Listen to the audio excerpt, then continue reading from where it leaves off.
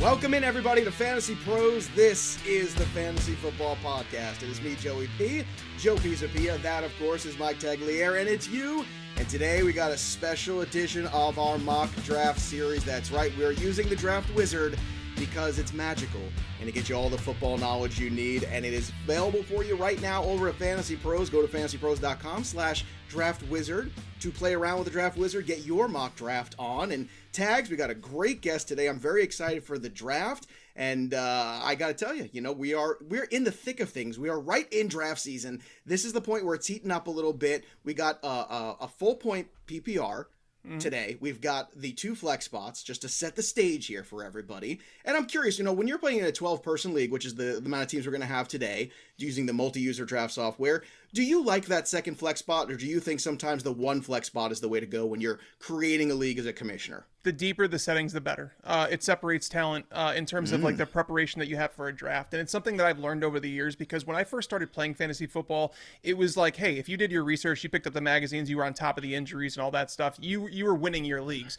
It's kind of past that point now, where everybody can walk into a draft, simply pull up our app and go through and find rankings. The guy that we have on today, one of the best rankers in the business, like pull up those rankings and draft off that, and they're going to be set. Back in the day, we didn't have that. So, it's basically you just need something deeper. You need to be able to find those players in the later rounds that are going to make a difference on your fantasy squad. That's basically what it comes down to for me. So the deeper the leagues, the better. If you can convince your league mates to start 3 running backs, 4 wide receivers, and 2 flex, you should be doing it, because honestly, if you're putting in the research, you're putting in the time, it will pay off. All right, and our guest, as Tags was teasing about, is one of my favorite people, and, I'm not supposed to have favorites, but I do. You know him from SiriusXM Fantasy. He's the host of Game Day there. He's also the co-host of Fantasy Feast with Ross Tucker NFL, and, of course, he's owner and manager director of Fantasy Points. He's the one, the only Joe Dolan. Joe, welcome to the program, my friend. How are you today? Good morning, boys. It is a dreary day here in South Carolina, which is pretty rare this time of year, but there is never a dreary day when we're doing drafts. I've been sitting down on the couch, and, we have so many different platforms we can draft on now just from our phone, like all the different sites, Best Ball 10s and Underdog and DraftKings, and, using the app and just like being able to sit down when you're watching television. One of my big things is we DVR Jeopardy. And I love to catch up on Jeopardy and do like best ball drafts. That's kind of what I love to do. Nice. And first and foremost, I got to thank Tags for he said off air, no kickers and defenses in this draft. Nobody likes drafting kickers and defenses. I mean, I like there's people who are ardent defenders of that. And I think most hometown leagues still at least have one of the two in them, mostly defenses. But right now, when I'm drafting in July, we're still like 4 or 5 weeks away from serious nut cutting time when everybody's doing their big drafts. Nobody wants to draft kickers and defenses now. People want to hear about the players who are going to win your leagues. That's why I'm glad we're doing that today. I'm excited, boys. I'm ready to go. I've been having lots of practice. I've been trying to keep myself sharp by doing drafts up until now. So let's see what happens. Now, I've gotten to do some shows over the years with Joe, and Joe's always one of my favorite guests, but I also love being a guest on his shows. But I am also an ardent listener of Joe and Matt on Game Day for years and years. Whenever you get in the car on Sunday and you got to do some kind of errand, that is exactly what's on, so I don't miss anything going on. And I remember distinctly a moment last year, just to prove what a fan I am, because Joe Dolan had a moment that was so funny that I nearly drove my car off the road. Joe Dolan was on tilt last year on an episode of the show. I was going to pick up some Chinese food for the kids. It was a Sunday. Didn't want to cook. It was dreary outside. And a tight end scored a touchdown for the Green Bay Packers named Dominique Daphne. And I had to go back and remember who this guy's name was. And Dominic Daphne scored a touchdown. And Joe Dolan done lost his mind. Joe Dolan could not... All he kept saying over and over again was screaming the name Dominique Daphne. Not Jay Sternberger. Not Robert Tunyon. Dominique and just went on. And Joe, I just want to know, have you recovered from that moment yet? Not quite. I'm still limping. Do you remember it? You had to remember. Oh God, yeah. Because on the Game Day program, we have this little segment called "Sick of This," and what "Sick of This" is like we use it in the last hour, and it's a compilation of all the awful touchdowns that were scored during the day. Look, we're on the game day show for 6 hours, okay? Oh, yeah, it's a long we show. have to entertain ourselves somehow. So, like, we compile all the awful touchdowns and we intersperse it in a rejoin. Our producers do. I'm useless, but our producers do that. They put all of our awful touchdowns interspersed with like random yells and like cries, and like my favorite one that they put in this year, a couple years ago, our guy Ani Sridhar did the Kawhi laugh. So like it would be like the Packers announcer going, and it's a touchdown by Dominique Daphne, and the Kawhi laugh would come, ha ha ha ha ha, like just like. But this year we put in the Goofy yell. Uh-huh. And it's too early for me to do it, but like, right. No spoilers. No spoilers. If you ever like watched a Goofy cartoon and he like falls off a cliff, he does like this hilarious yell, and it's just like it's the most ridiculous thing. Anyway, yes, that yeah, it's like all right, let me try it. It's like okay. Yeah, we all have our version there. Tag, would you like to do it? No, would you like to give it a shot? No, I would not. So like, but like, it's just like Dominique Daphne scores a touchdown and Goofy acts like he fell off Mount Everest. Awesome. It's a way to have fun. But no, I remember each and every one of those awful touchdowns because, look, we do this for a living, guys. Yeah. It is our job to know who like the third string tight ends in the NFL are.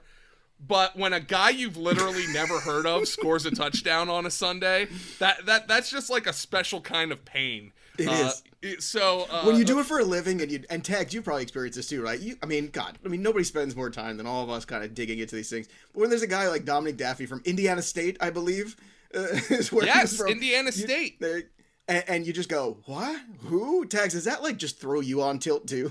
There's crazy days. Like Kendall Hinton, I had no idea who he was when he was going to start for the Broncos that week. I mean, it's rare, for as much as we dive into things and analyze the depth charts and go into cuts and everything like that, to find a name that I haven't heard of, but it definitely happens, and Daphne would have been one of those players. And now, if you follow Joe Dolan over on Twitter at FG_Dolan, you'll see in his profile pic him holding a Flex League championship belt. I have my Flex League championship right behind me over here. Tags, I don't see yours.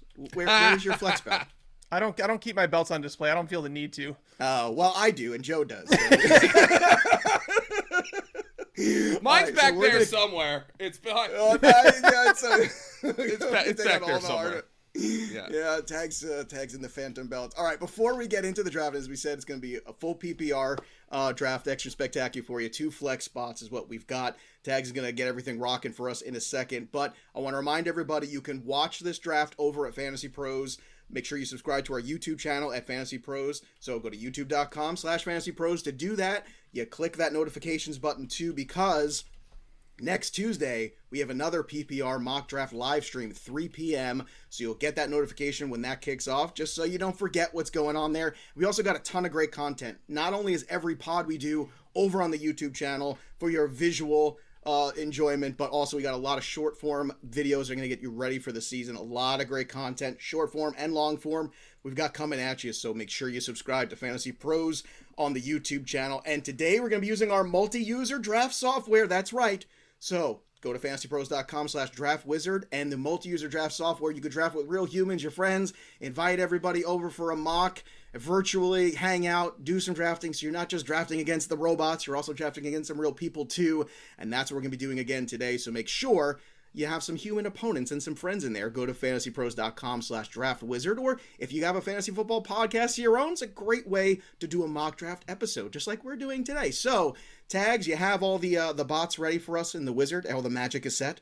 I do, and I hope to God that you don't end up like next to me, because every single time I swear Joe is stealing all of my players. So we obviously click randomize, and it randomizes your draft position. It helps us get different feels for different parts of the draft, and we'll talk through that. It's a PPR format: 1 quarterback, 2 running back, 3 wide receivers, 1 tight end, 2 flex spots, and 6 bench. So again, making it a little bit deeper when it comes to the starting positions, going to help there. And let's see what happens. I hope I get like the first or second pick. That's what I'm rooting for today. Maybe the draft wizard will be kind to me, but I don't know. Life has rarely been kind to you from what I've seen, in the last few years. You got stuck with me as a co-host every day of your life, all these fun things. So I also changed my team name here just so we don't get confused with the two Joes. So I am Zero Tags Strategy. That is my team name. Joe Dolan has the 6th pick, and it looks like another Joe is right behind him there, or in front of Tags, I should say. Tags at 7. I am at 9. So Tags, you might have gotten the worst of all here. So the usual suspects start flying off the board. Henry, Kamara, Barkley, 3, 4, 5. That puts Joe Dolan on the pick clock for number 6. Joe, you're up. Oh, okay. Well, oh boy. My page is not responding. So this is what happens on live radio, doesn't it? It does. That's okay. I'm sure it's going to respond in a second there. If you have to refresh, we will. But you got 30-something seconds. Elliott, Adams, Diggs, all on the clock here. You also, or should I say on the board, pardon me. I'm totally fine with Elliott if he comes off the board for me. So all right, so here I'm loading up, guys. This is live radio, isn't it? It's the things that happen. Sometimes Dominique Daphne scores touchdowns, and you just don't know how to respond. That was what I was hoping.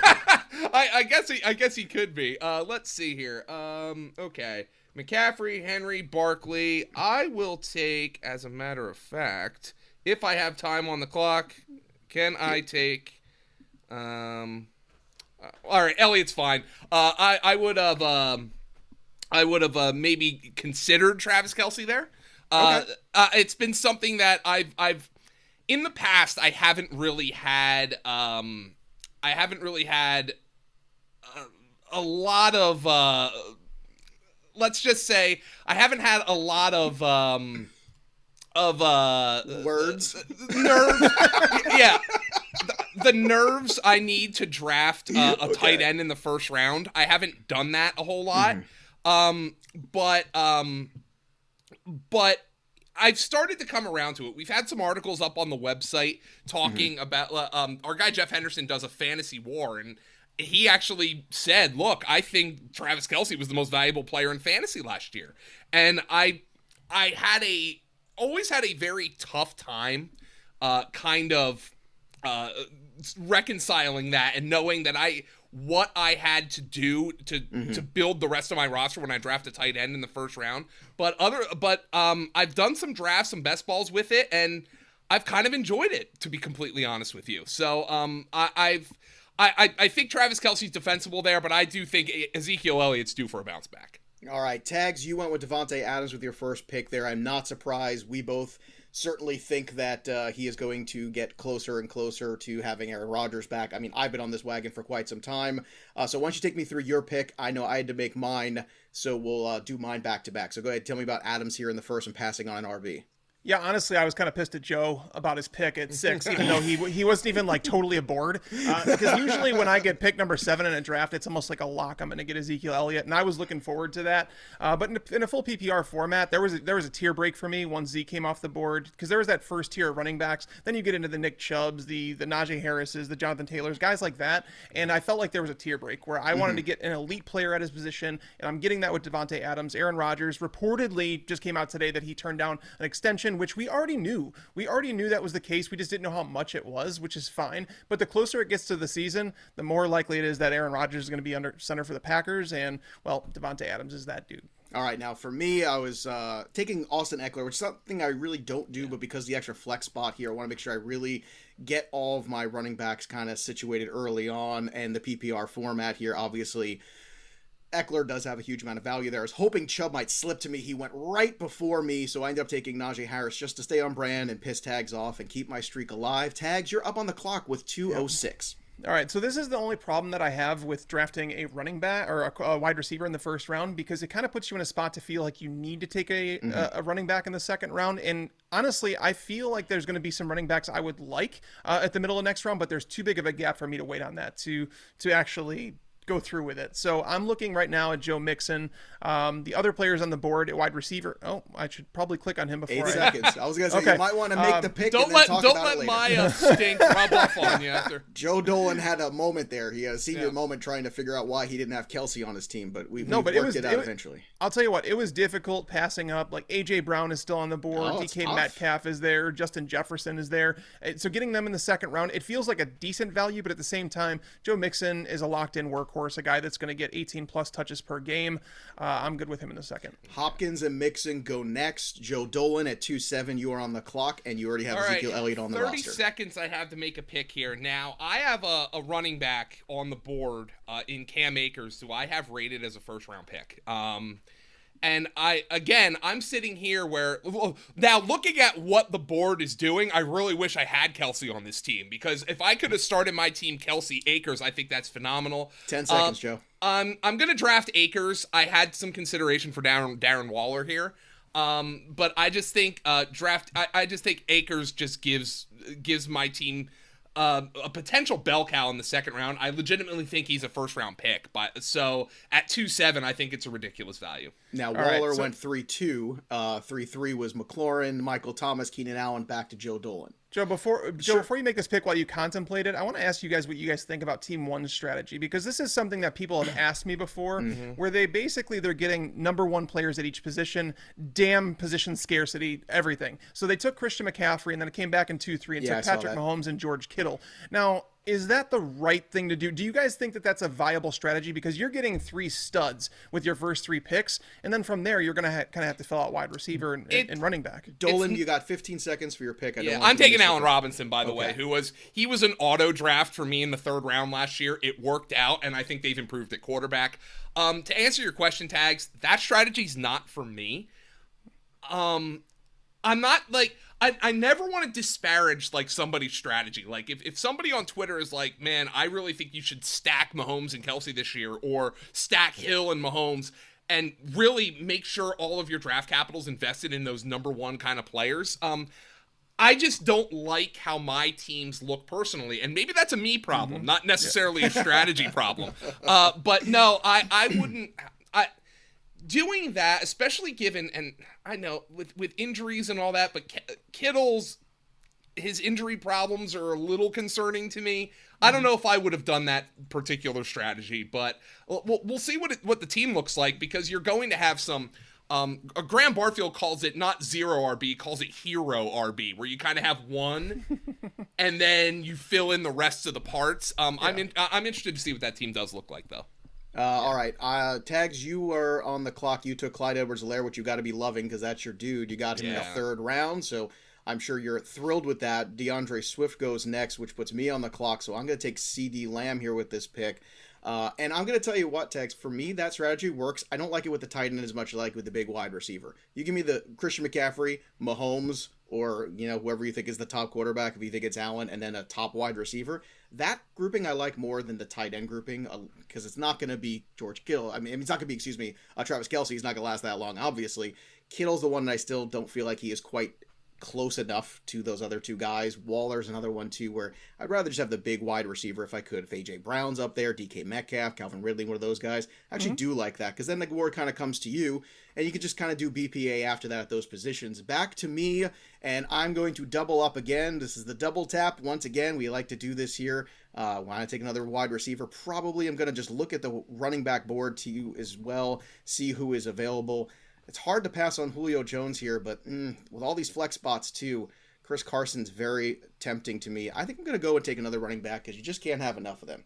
I'm going to wait a little bit more on a wide receiver, since it is the PPR format, and I think I can make up some ground. We'll see if I'm right or wrong as the draft unfolds. Tags, that puts you back on the clock if you want to talk about CH and the next pick you're going to make too. Oh, Joey P, thank you for giving me Julio Jones in the 4th round. I honestly, like, just say it out loud. Julio Jones in the 4th round. It's stupid. It's stupid.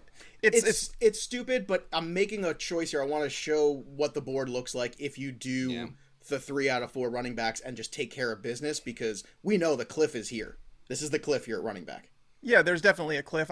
Fortunately, I grabbed 2 of them, getting Clyde Edwards-Helaire and Joe Mixon in the last couple of rounds, so I felt a lot better about that.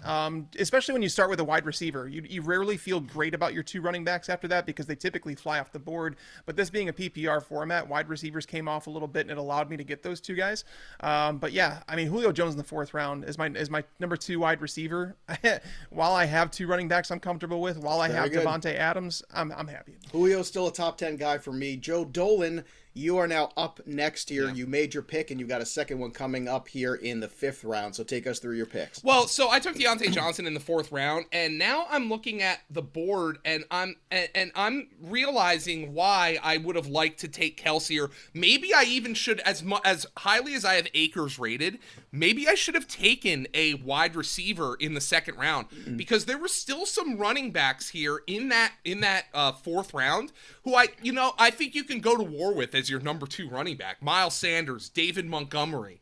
You said Pisapia, you were talking about Chris Carson. So there were some running backs there in that 4th round, and I've been surprised to see how many of them are dropping to that 4th round, who I feel pretty comfortable with. They have their warts, but I feel pretty comfortable with them as my number 2 running back. So maybe I would have gone back and done something a little bit differently. Now, I'm up here in the 5th round, and I made my favorite 5th round pick. I took Lamar Jackson. Lamar Jackson, a guy that we all think is, here on this show at least, dropping too far. I love getting the elite quarterbacks. I'm usually willing to do that. And I'm also somebody who usually in PPR will go for the 2 wide receivers when I'm down lower in that draft. But 9 is right in that kind of weird place. Like, I'm 10, 11, 12. I love doing that. But at 9, I feel like you got to get that running back. There's still some value there. Now, Tags, you are on the clock. I know Lamar, somebody you had your eye on. That's not available. You're welcome. I wanted to do something nice for you, giving you Julio Jones. I knew what I was doing. You've been so miserable on every one of these draft shows with me because I take all the guys that you want. That's because great minds think alike. So you got 15 seconds. Who are you going with now at 5:07? Well, there's clearly a tier. There's still a tier of wide receivers that I'm comfortable with, and Travis Etienne is someone that I know that is not going to last, because you have 2 picks in between that and my next one. So in a PPR format, even if he's not getting the bulk of the carries, which by the way, I do think he is going to. A lot of people are worried about Travis Etienne. They're still drafting. James Robinson has a higher ADP than Travis Etienne, which blows my mind. I don't really care what James Robinson did last year. It doesn't matter, because it's a new coaching staff, new offensive play caller. They decided they wanted to go out and draft Travis Etienne in the 1st round, despite having a lot of different needs on that roster. So it tells you just how much they valued Etienne. Obviously, Trevor Lawrence is going to want him out by his side. And again, even if he's not used as much as I think he's going to be on the ground, he's going to be heavily utilized in the passing game in a PPR format as my first flex. I'm happy about Etienne there. Yeah, I love Etienne, especially in that format. And you're right. Had you let him go, he probably would not have been back to you.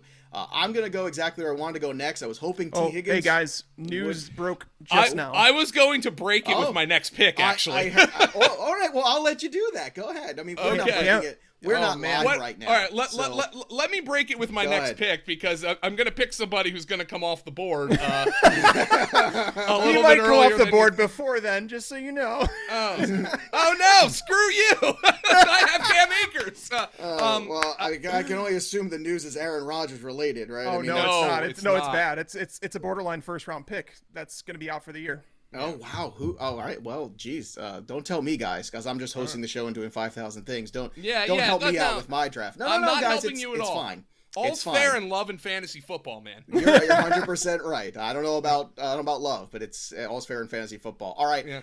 I am up next here with some other wide receivers still on the board, but you know what? I'm going to go a little bit here with the quarterback that I feel comfortable with, that last one after Dak just went. So I'm going to go ahead and take Russell Wilson here, and I'm happy here because I got T. Higgins as my other wide receiver, pairing him together with CeeDee Lamb. I like that as a 1-2. I feel okay about my receivers. I got my QB. I'm feeling okay. So, Tags, Odell Beckham goes after I make that pick, who I was thinking about, but you know me, I just can't get there. Tags, 6'6", you're on the board. Honestly, I'm looking at it. I was going to go wide receiver. I was looking at Odell Beckham, but he went off the pick right before me. So what I'm going to do, I'm not going to screw you over, Joe. I'm going to let you get your guy. Okay. I'll let you break the news and explain your pick, because everybody's going to be like, why did that happen? All right. So I'm going to actually take another running back, though, and one that, again, is a second flex in a PPR format. Mike Davis. There is nobody else in that roster. There's none. When you talk about Atlanta, we talk about Mike Davis. That's about it. Everybody's asking about Javian Hawkins. Does he make a difference? Does he contribute at all? But we don't know. In the end, Mike Davis, Arthur Smith, all that stuff. A solid offensive line in Atlanta, too. I don't think they're a bad offensive line at all. So getting him in the 6th round as a quality running back that I'm going to be starting every week, I feel confident in that one. All right, Joe Dolan, go ahead. You're not really breaking the news because this is going to air like hours from now, but at least give that feeling, because I know your excitement levels there. Oh, no, I'm not excited at all to say it. I just took Darrell Henderson in the 6th round, which is not going to happen anymore, guys, because Cam Akers just tore his Achilles.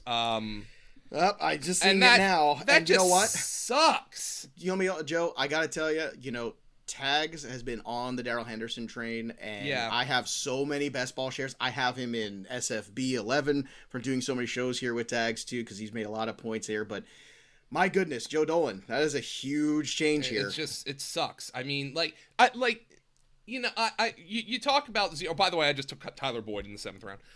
You talk about zero RB, and you understand why people do it, why Darrell Henderson, why Tony Pollard, why Alexander Mattison are such quote unquote good picks, because they have this massive upside and they're not.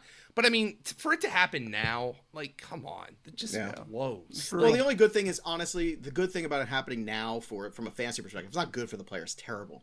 But the good thing now is we have so much time to prepare now for it, whereas we all know the hotbed most drafts take place in the last couple weeks of August, first week of September, where that is always crushing. When you have an investment in a big-time player like Akers who has a low first-round grade, that's the worst. And, somebody just drafted Henderson on a lark thinking, what if that happens? But now, no Malcolm Brown there. You have Henderson there. Really does open up a lot. And if you had any early shares in best ball of Darrell Henderson or in early drafts, my goodness, what a change that's going to make. Tags, you want to chime in here, too, with your pick and your thoughts on this? Oh, I went with Dallas Goedert, and I just feel like he's the last of the tight ends that I feel like drafting, because if I missed out on Goddard, I was going to be waiting and do a platooning situation, grab 2 tight ends later in the draft and kind of hope one of them pans out as a breakout, and if not, then I just stream every single week. It's not like you're risking anything. In the 7th round, Goddard I'm assuming that Zach Ertz is going to be gone. I can't say for certain, but Joe, you're hopefully making a pick. Sorry. I was so entranced by your thoughts. I forgot I was even on the clock. I was just. Did you get the guy you wanted? I did. I got Jerry Jeudy, which I'm perfectly happy with. I ain't worried about. Now, I got a question for you too, both of you guys. With this news breaking, where would you put Darrell Henderson in terms of draft stock, Joe?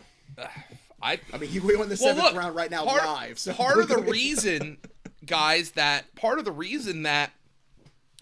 Akers was slipping out of the 1st round is because people are like, well, they could use Darrell Henderson. Well, Darrell Henderson now ostensibly has that kind of full role, right? I mean, he's going to be a 1st round pick. You think there's going to be that top 16. So you would take him over David Montgomery. You would take. I'm trying to think of the tier. Okay, I mean, when you think about the offense, and I mean, when we draft running backs, we love talent. We love talent, but volume is king.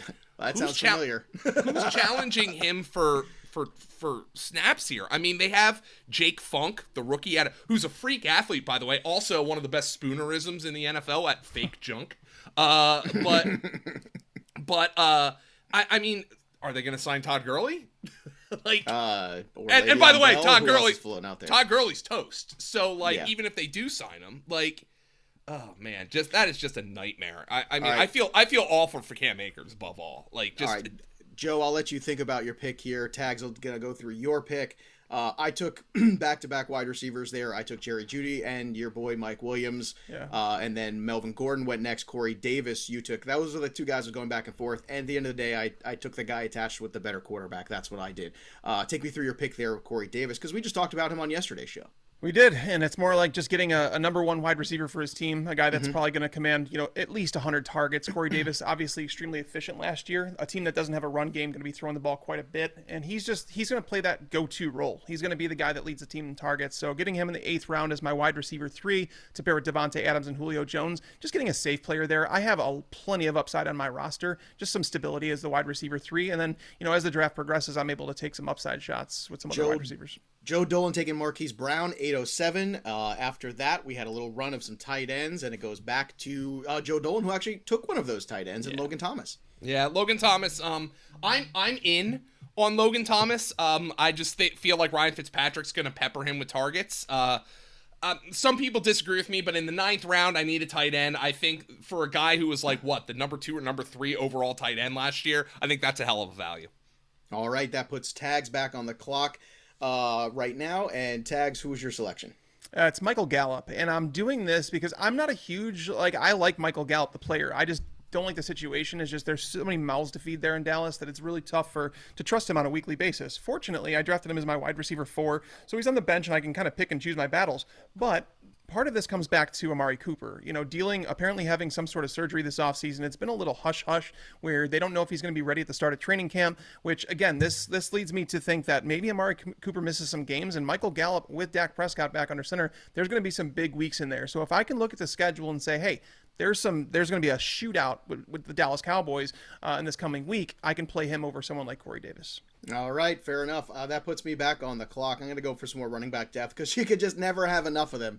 I'm going to go with playoff Lenny. Give me Leonard Fournette. Maybe, just maybe it's all for real. Maybe it's not. I don't care. I'm going to take a shot on it anyway. A bunch of other running backs went off including Damian Harris, Michael Carter, Ronald Jones. I was hoping one of those guys would make it back to me. None of them did. So now it's time to pivot, in the words of Ross from Friends. Looking at the wide receiver board, Mecole Hardman, a guy we talked about yesterday, kind of being around there. Jalen Reagor, if you believe in him. Could go old man T.Y. Hilton as well. This is kind of that tough part here. We all hit a wall. I'm going to go just take a flyer here on Kenyon Drake. Again, I just want more running back depth there. And if, God forbid, there's an injury to Josh Jacobs, at least I know Drake is somebody that could really work himself in there to that lead back role. So depth here at 9 and 10 is what I'm looking for. I'll figure out some more wide receivers. There's some other names late I'm looking at. We're talking now with Tags up. Ruggs goes with the next pick. So Tags, you got your quarterback at 10:06 with Ryan Tannehill. Very nice value, I'd say. Tannehill in the 10th round, I'm good with that. Usually it's like usually it's someone like Lamar Jackson or bust, kind of just like waiting at quarterback. But getting Ryan Tannehill, he's my number 7 quarterback this year. And I know some people might be like, whoa, that's a little bit high. But if you actually look at it, since he became the Titans starter in week 7 of 2019, he has been the number 3 fantasy quarterback, behind only Josh Allen and Lamar Jackson. So stop hating on him. And now you add Julio Jones to replace Corey Davis, which is certainly by no means a downgrade. We also have a new offensive coordinator that's likely to throw the ball a bit more. Ryan Tannehill's been really good. Stop doubting him. That's my advice to everybody. Stop doubting Ryan Tannehill. Joe Dolan continues the trend with the backup running backs or tandem running backs here because you took James Conner here. Yeah, and I don't love James Conner, but guys, I mean, my entire team got nuked during the draft, so I have to try to do something at the running back position to try to get some upside here. Kenyon Drake's vacating 264 touches. Now, I think the best bet is Chase Edmonds, but James Conner in the past has been a great bell cow running back. He just needs to stay on the field. And, considering the fact that I lost Cam Akers during the draft, I hope Ezekiel Elliott has one eye open wherever he is. I just took Tony Pollard. Well, you've got the insurance. And what, I mean, really, the fact that we started this and the news broke, 5 minutes after? That's what we call the worst luck. I similar to, I believe, the Flex League a couple years ago, where I drafted Andrew Luck. If you recall, we were all hanging out in that room together, Joe, and went home, and Andrew Luck retired later that evening. And I went, wow, well, look at that. Isn't that an interesting bit of news? So I think we all have a story like that. This is my latest one, but I remember Ricky Williams being one of my first fantasy picks ever, and then he retired, and very tough. and I've never recovered from that. So Tags, you're staying on brand here with Elijah Moore and your never-ending love of Jets wide receivers. Sterling Shepard goes next here at 11:08. That puts me back on the clock, and the guy that I was contemplating is still there. And I know he's old, but maybe you get one more good ride into the sunset with T.Y. Hilton. I mean, he's like he's my 5th wide receiver here. Let's see what's going on here. Just continuing to build some depth. I'm going to go ahead and take another guy, too, that I've been talking quite a bit about, that I like him late. Russell Gage is out there. John Brown's out there. I don't know why. I just can't seem to quit John Brown. So I'm going to go ahead and take John Brown here. And we'll see what happens there in Las Vegas. I just like the talent better than what else is out there, and I just think he's going to gel with Derek Carr. That puts Tags back on the clock. Gesicki was taken. Jonnu Smith went right before me. Had Jonnu Smith been available, I probably would have gone that route, but alas, it was not meant to be. The bots are tough here. The draft wizard is a very tough nut to crack. So, Tags, who's your pick? You know what's funny is I actually looked last round and I noticed on the draft board, I was like, hey, where the hell is Rashad Bateman? And he's gone. That team at pick number 1 took him at the top of the 9th round. So kudos to the bots here. They're obviously taking care of the sleepers that I wanted to grab. But Latavius Murray is going to be my pick. Just adding a little bit of depth. I think this is probably the last running back I feel I need to take with Mixon, Clyde Edwards-Helaire, ETN, Mike Davis, and then Latavius Murray, obviously an elite handcuff, and a guy that might have some value. If Taysom Hill is the starter, this team is going to run the ball a lot more than they have in years past. So Latavius Murray offers me a little bit of bye-week emergency value, but at the same time could offer me a little bit of RB1 upside if something should happen to Kamara. Joe Dolan, 1306, you were on the clock. Coleman, Gainwell, and Giovanni Bernard going right before you. Okay, so Gainwell early. I'm. Let's see if who's Tony Pollard's backup, just in case I lose more running backs. Is it Dominic Daphne? I took Russell Gage in the last round. That's it's kind of a boring pick, but I think in redraft he's one of those guys where you can kind of expect that he's going to get you 10 points in a PPR.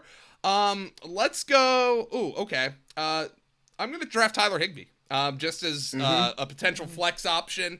He is getting some buzz. Obviously, I think the Ram offense now, they've got to answer some questions. So now I have Tyler Higbee to go with Logan Thomas. This was a situation where I just thought I drafted the best player on the board, quite frankly. And there's nothing wrong with that, too. Tags, I know you are up next, but I also wanted to ask you, Tags, do you think that you'll see the Rams make a move here, too, for running back depth? I mean, we already know we talked about some of the guys on the waiver wire, but maybe there's a deal to be made possibly for the Rams too. I don't know if there's a deal. I don't think they trade away picks like they're candy. But honestly, I don't think they have the equity to do it. They could probably find a running back. It could be Le'Veon Bell, to be honest with you. Sean Todd McVay Gurley is out there if he knows the offense. Duke Johnson's out there. That was Duke Johnson. Please, not. I can't do it again, man. Yeah, it's look. I think Henderson's the guy. I mean, there's that. Like sometimes you got to sit down and look at Occam's razor. Henderson's the guy. I mean, he knows the offense. He actually was the more valuable fantasy back. Not that either one was terribly valuable. For the first half of the season last year, among him and Cam Akers, he's going to be the guy, guys. I mean. And we'll see. They're going to have to sign somebody, but I don't know if somebody they're will going to get cut too. I think maybe that's what they do. Maybe they wait for somebody to get cut, try to just have some more depth, because definitely depth now, I think. Maybe Royce Freeman. Maybe they can get Royce Freeman for like nothing. Somebody like that. Well, here's the fun thing too. I don't know how many running backs San Francisco is going to go into the season with. Somebody could get jettison there potentially. I know you said Jeffrey Wilson hurt. That's less likely. I don't know, with the cap space and things like that, they might just do it anyway. We'll see. But who knows? Maybe one of the guys from the Texans. They only have 5,000 running backs too. Maybe somebody there gets let loose. Speaking of running backs, I'm just going to take another one here because, again, you can't have enough. So I'll take Marlon Mack here because I know Tags just absolutely loves Jonathan Taylor so much. So I'm going to make sure I have a little hedge of that bet there just for depth. Again, just the injuries. If we not learned something from this draft where Cam Akers is hurt and it is July 20th, it's just part of the deal. Tags, Benny Snell goes next. You are on the clock for 14:06. All right, I'm going to make a surprising pick here, and one that I haven't made yet, but I'm not going to risk the fact that Joe read my Twitter today or something like that. So what I said was that this player did not become a starter until week 7. He had a quarterback who threw 8 touchdowns all season, none of which were to him. Still, finished as the wide receiver 24 from week 7 through 17. Currently going undrafted, but Jacoby Myers might be Julian Edelman's replacement in New England. I love you some Jacoby Myers lately. I've been drafting Jacoby Myers an utter ton in best balls, so I think that's a great pick. I'm just going all upside here, and I'm gonna draft Rondale Moore. Just in the event that the Cardinals have some sort of kind of role cooked up for him. Obviously, there's no Larry Fitzgerald as of right now. There's no Larry Fitzgerald, so I'm gonna take him.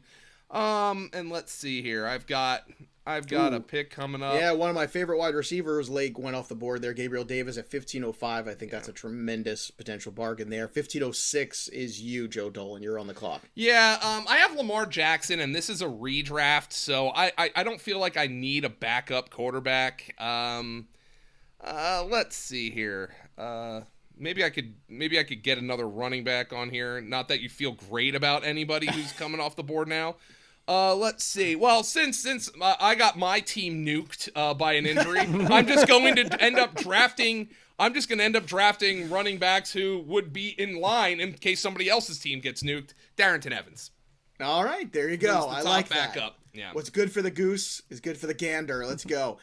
So Evans goes to Joe Dolan. That puts tags on the clock for 15:07. I feel like I should take the trifecta and just take Denzel Mims just to do it. I was waiting for it. I mean, I didn't want to say it, but I'm not going to do it. I'm going to take a player that I'm going to find out immediately what I have with him, and it's Bryan Edwards. Bryan Edwards was supposed to be the guy. You know, they obviously loved him going in last year into the draft last year. Took him before I thought he'd come off the board. Derek Carr said he reminds him of Devontae Adams, which is quite the comparison. I'm not going to go there, but clearly this team doesn't know how to use Henry Ruggs. Hunter Renfro's never going to be the guy. You know, if Darren Waller's going to lose targets to anybody, it's going to be the only notable wide receiver on this team that's over 6 feet tall. So I'm going to go with Bryan Edwards here. Yeah, not a fan. I mean, I don't know why we keep trying to make this happen. I don't know why. That's why I took John Brown. All the things you just said, I go, yeah, that equals John Brown to me in that equation. So that's why John Brown has to stay on the field too. That's a problem. I understand, but as my sixth or seventh wide receiver on a team, like, what do you do? Like, you know, you could do far worse in some of those bye weeks that you get. You know what? Again, just BPA. What if this guy becomes transcendent and it's crazy and allows me a little trade leverage later in the season? I will take the other quarterback, and I'll take Trevor Lawrence with my last pick just to see. Draft Wizard grades. It gives me a B. The Draft Wizard always is like a B for me. It's like, yeah, B, maybe B plus on a good day. It always loves tags way more. Tags, what's your grade here? No, I got a B as well. What was yours? What was your actual grade? It was one higher than whatever you got.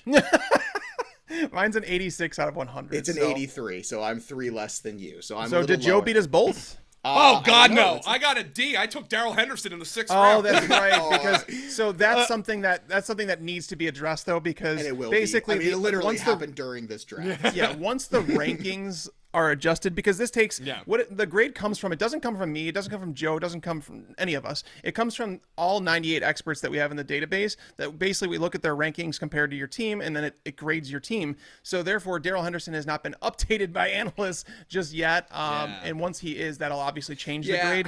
But losing your first round pick is going to destroy you. All kinds of analysis that I've just been perusing Twitter. I think people have them everywhere. Some people have them as like a top 20 overall pick. Some people have them as like RB 18. You know, so I think that the industry when something like this happens, the industry, it takes a while, guys, to kind of coalesce, and like you know how it is that like we all have our preferences, but like the industry is so tight and there's so many good minds that like I think like ADP and rankings in ways, especially towards the top of the board, start to coalesce, and it hasn't happened yet with Darrell Henderson.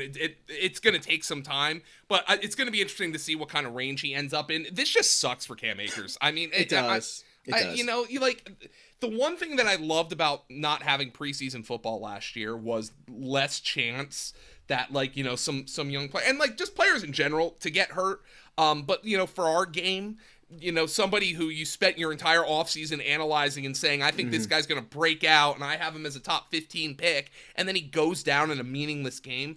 I mean, Cam Akers, though, going down in training. You know, it's not even training camp yet, man. I just feel awful for him. You know, it's a position where people just it's a position that teams really just kind of usher out the door as soon as they possibly can, because of the business aspect. And you know, coming back from an Achilles is now the technology is so much better now, the medicine's so much better.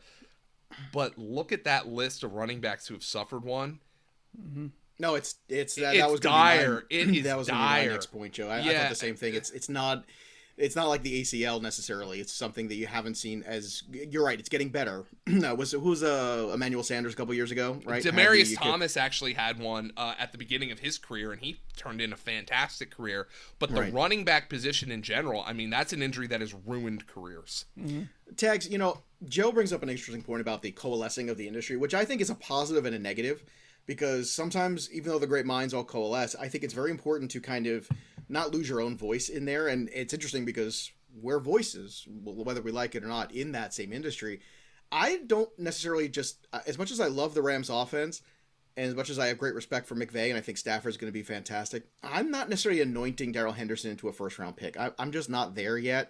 is that high-end RB2 conversation. We could talk about that. I'm still going to take Chris Carson first. I'm still going to take Mixon over him. Still going to take Najee Harris over him. You know me. I'm going to take Montgomery. You'll yell at me. That's fine. But where do you kind of hot take in your head right now before everybody else coalesces? I think is a great conversation because Joe said it. We haven't coalesced yet. Before that happens, what's your immediate take on Darrell Henderson value? Honestly, I think he belongs in the conversation with guys like Antonio Gibson, Chris Carson, J.K. Dobbins, because I'm curious as to who they're going to bring in. I think that there's no chance that they walk into the season with just Darrell Henderson and Jake Funk or whoever it is on the depth chart behind him. I don't see that being the case. I'm anticipating them adding someone, but still, Darrell Henderson is going to be the guy in this offense, so he should be drafted at the very least, he should be drafted as a solid RB2.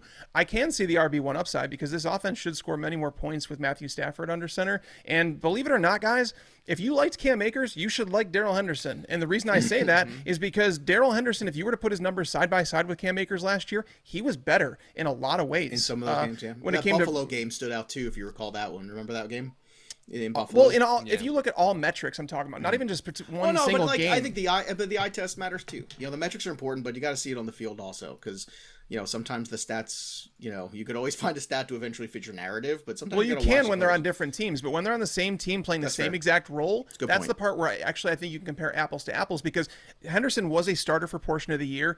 Akers was obviously a starter for the portion of the year. Both of them dealt with injuries at different times during the year, but it was still the same team. Again, if you liked Cam Akers, you should not be backing off Darrell Henderson, and Dolan said it. He's like, you know, I had Akers as a first round pick, so I have no issue if he tells me he believes that Darrell Henderson should be a borderline first-round pick. Yeah, it's the offense, guys, and I think the offense is going to be better. Look, I mean, the Rams think the offense is going to be better. They traded 2 first-round picks and a third for Matthew Stafford. You know, when they made that deal, people on Twitter were like, oh, they actually threw the first in to get rid of Goff. BS. I mean, come on. I mean, look, the Eagles got a first and a third for Carson Wentz, who was the worst quarterback in the NFL last year. Like, the Rams traded those first-round picks to get Matthew Stafford. They think that offense is going to be better.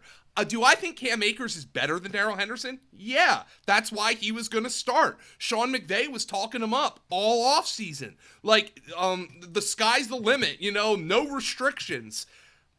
Do I think Darrell Henderson just slips right into that? No, I think he's got to earn it. I think they're going to sign somebody. I think they're going to give Jake Funk or Xavier Jones, somebody is going to get a chance here.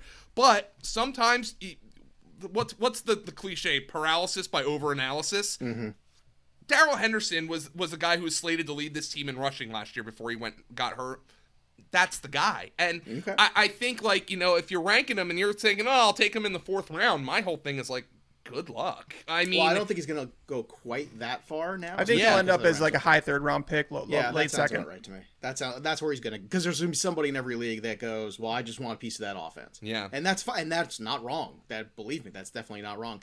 Joe, let's go through your team real quick here. Obviously, with the Cam Akers issue, we'll take that with a grain of salt. But run through your roster, the rest of it for us real quick, and what's your take on how you feel about this dog, if it'll hunt or not. Well, Lamar Jackson, 1st-round pick, a 5th-round pick, rather. I stacked him with Hollywood Brown. I think that's more of a best ball strategy, but I know Tags did it with Tannehill and Julio. I don't even know if he realized he did it, but he did it. He knows. But that's more of a best ball strategy, but, you know, just to note, Allen Robinson and Deontay Johnson and Tyler Boyd. All right, I don't think I'm going to be winning any, like, Michelangelo's Statue of David awards with those wide receivers, but I can tell you what Allen Robinson, Deontay Johnson, and Tyler Boyd are going to do. They're going to catch a hell of a lot of passes, and this is PPR, so I'll take my boring pass catchers any day of the week. I think that's kind of the same for Logan Thomas.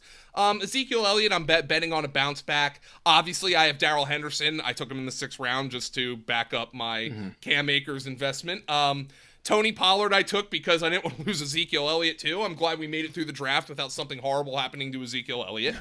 I have Tyler Higbee. He was just the best player on the board when I took him. And then I have another boring pass catcher in Russell Gage, which is kind of fits a theme for my wide receivers. And I took an upside shot on Rondale Moore and Darrington Evans. Oh, I also have James Conner, who I don't love this year, but again, 264 touches are being left behind by Kenyon Drake, and even if you really like Chase Edmonds isn't getting all 264 of those touches, so something's got to give there. Overall, I I'm all right with the team. Obviously, I would feel a lot better about it if Cam Akers didn't tear his Achilles during the draft. But yeah, it's kind of a team where in redraft, I'm more willing to take those like kind of boring pass catching wide receivers as opposed to best ball when you're shooting for ceiling. And I'll go to war with this team every day and knowing that they're going to catch a lot of passes. All right, Tags, you're up here, and I gotta tell you, this is the Draft Wizard is a challenge. If you haven't done a mock on there, I encourage you to go do that because you can see, like, there's no free passes here. We talked about Bateman going in the 9th round, a couple other picks there, too. We're like, oh, man, I wish this person made it to me. It turned out one of the bot teams went there. So, Tags, take us through your roster real quick and your thoughts. Yeah, Ryan Tannehill's my quarterback. And by the way, I did not realize that I had a stack. Really? I never, for sure you knew that. I never intentionally do that in a redraft format. As Joe said, in best ball, you definitely want to do that. Yeah. In DFS, you'll definitely do that in tournaments. But in redraft, I don't intentionally aim for it. It's just when value falls. But I had Tannehill. My running backs, Joe Mixon, Clyde Edwards-Helaire. I have Mike Davis and Travis Etienne in my 2 flex spots, and then I grabbed Latavius Murray as just some depth at running back. My wide receivers are Devontae Adams, Julio Jones, Corey Davis, and then I had Michael Gallup, Elijah Moore, Jacoby Myers, and Brian Edwards. So again, I feel strong about my entire roster. Dallas Goedert at tight end. I would love to have this team, roster. I was gonna say, I like this roster. It's only a B, but I would have given this an A personally. I like this roster quite a bit. Yeah. So I'm surprised there that the Wizard doesn't like you best. I would have thought that your Tags. There's a disconnect. There's a disconnect in the matrix. Which pill did you take? The blue. Oh, that's why. All right, for me, Russell Wilson's the quarterback. My running backs are Austin Eckler, Najee Harris, and Chris Carson is my flex spot there. So I feel pretty good about those 3 running backs and Wilson. Controlling a lot of points, that's what I want to do. My wide receivers, CeeDee Lamb, T. Higgins, Jerry Jeudy. I'm staying on brand with guys who can jump a spot, right? I think Lamb and Higgins are guys drafted as wide receiver 2s who both have wide receiver 1 upside in a lot of weeks. Same thing with Jeudy being drafted as a 3. I think he's got 2 upside. So I'm always looking to make up ground there. That, to me, is how you kind of win leagues at wide receiver if you do go running back heavy early. Blake Jarwin at tight end. Then my backup guys, actually my other flex is Leonard Fournette, but I got Kenyon Drake in there. Mike Williams, I would probably put into that other flex spot and start him. Trevor Lawrence, T.Y. Hilton, John Brown, and Marlon Mack. So that's a team that I would go to war with as well. So lots of educational programming today here on Fantasy Pros Football Podcast. Joe Dolan, once again, you can follow him on the Twitter machine at FG_Dolan. Check out all his great work at Fantasy Points and, of course, SiriusXM Fantasy, where he hosts, and the Fantasy Feast with Ross Tucker. Joe, what else you got going on, my man? Well, I'm gonna go, and I'm gonna be following around, like, hoping that it's not gonna be like Final Destination for me today. I've got to go pick my car up from the shop. I got new brakes put on it. Now, I've had a really rough couple of days here, guys. I went for an oil change yesterday, and they told me I needed new brakes. That's never fun. She came over like she was coming out, like it was a doctor coming out of a hospital to tell me a loved one had died. And I probably should have seen that coming. But now we're busy over at Fantasy Points, guys. We have a franchise focus series. I'm literally writing the Rams one right now, and I have to obviously go back and do some adjusting to that. We've got all kinds of great content coming up with draft plans and cheat sheets and all that stuff. And Scott Barrett and Graham Barfield are putting out amazing content every day. And I'm, as an editor, I just get to sit and read it and absorb it. And that's what I'm going to be doing the rest of the day. I hope you guys have a wonderful day. Thanks for having me on. No, dude, we loved it. It was great fun, as I knew it would be. And Tags, you and I both know that when you see an injury like this, we all kind of go, sigh, and know that we've got work now to do this afternoon and readjusting a whole lot of things. And I know I've got it, and I know you've got it ahead of you as well. Oh, it's time to update some projections. Unfortunately, I'm gonna be just waiting around until we hear who the backup is that they sign, because they're gonna sign somebody. So don't go overboard right now trading for Darrell Henderson, thinking like in Dynasty, thinking you're gonna get a steal, because let's just wait and see who they sign. Maybe if they trade for, or who gets cut, whatever the case may be, there's someone out there that they're going to add for sure. Well, I got to tell you, if you've been listening to the show, we've been talking so much about Darrell Henderson being a late draft pick that was worth the equity for a myriad of reasons. this was the worst case scenario for Cam Akers, the best case scenario possibly for Darrell Henderson. So we'll have more on that as the week goes on here, Fantasy Pros. So once again, if you want to get your mock draft on, make sure you go to fantasypros.com/draftwizard. And don't forget to youtube.com Fantasy Pros. Subscribe. On Tuesday, we got the PPR mock draft live stream. You can get in there, make comments, yell at us about how good or bad our picks are at 3 p.m. Eastern. Again, that's on Tuesday. But you got to subscribe and click that notifications button over on Fantasy Pros YouTube channel to make that all work. That'll do it for us, but the story of the game goes on. For Joe Dolan and Tags, I'm Joey P. We'll see you next time, kids. Thanks for tuning in to the Fantasy Pros YouTube channel. Don't forget to check out our featured videos. And while you're at it, make sure to follow us on Instagram, Facebook, and Twitter at Fantasy Pros, so you can get the latest news and updates to give you the edge you need in your fantasy league.